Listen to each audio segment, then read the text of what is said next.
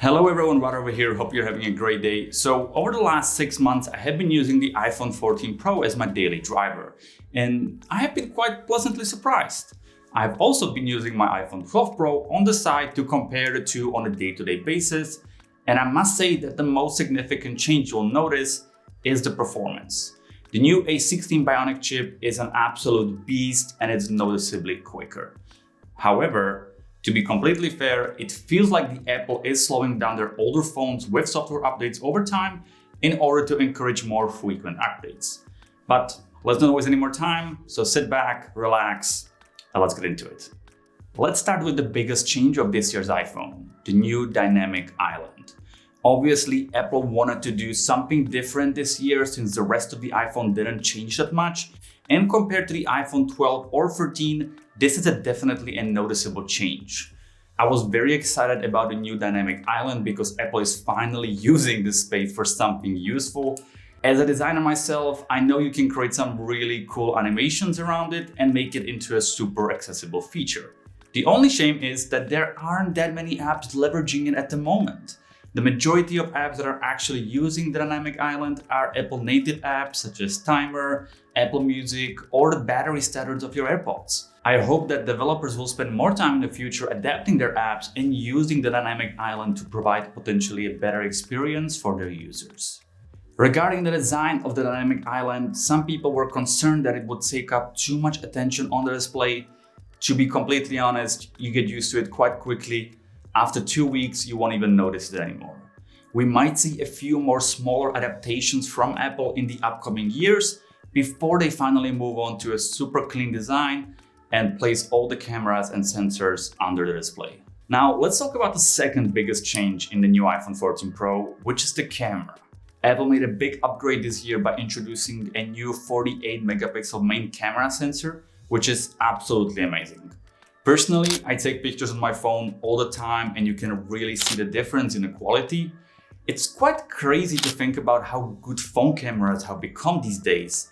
I know plenty of people who create their content on social media purely using their phone, and you wouldn't even be able to tell.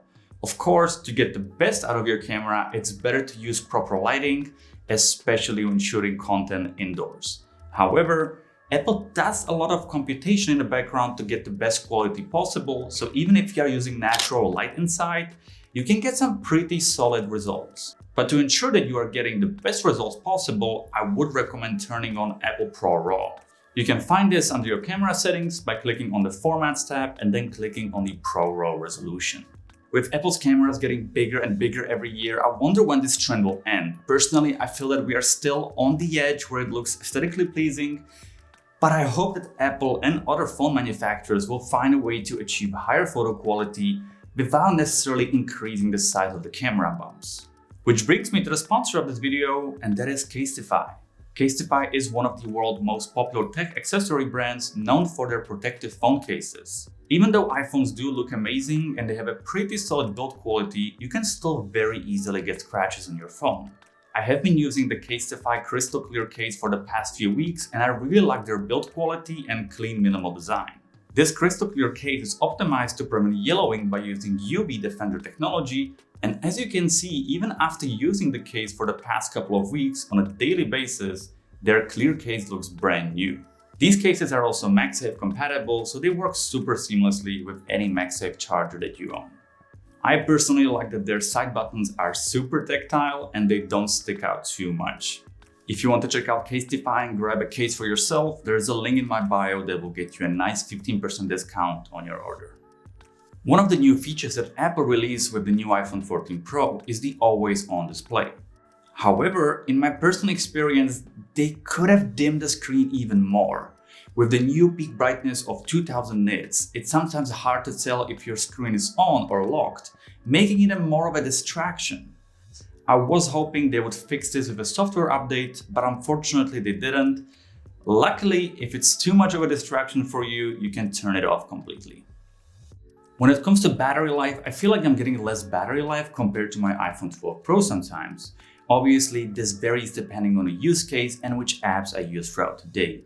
I spend a lot of time on video calls, which drains the battery quickly.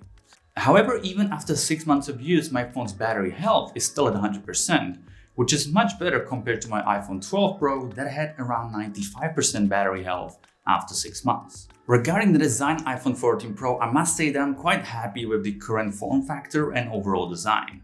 The phone looks sleek and aesthetically pleasing in my opinion, and it's also easier to hold compared to previous models such as the iPhone 10 and 11. I hope they stick with this overall design, but I am hoping that they will finally give us a USB-C charging in the next year model.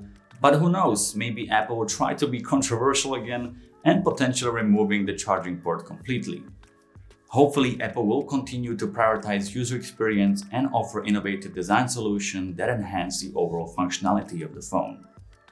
In conclusion, if you are upgrading from an iPhone 11 or 12, you might want to consider upgrading to the iPhone 14 Pro for the improved performance and camera upgrades. However, if you already own an iPhone 13 or 13 Pro, you may not notice a significant difference. While the camera might be a primary reason for some people to upgrade, it's important to remember that it all depends on how you use your gear and not just on having the latest model.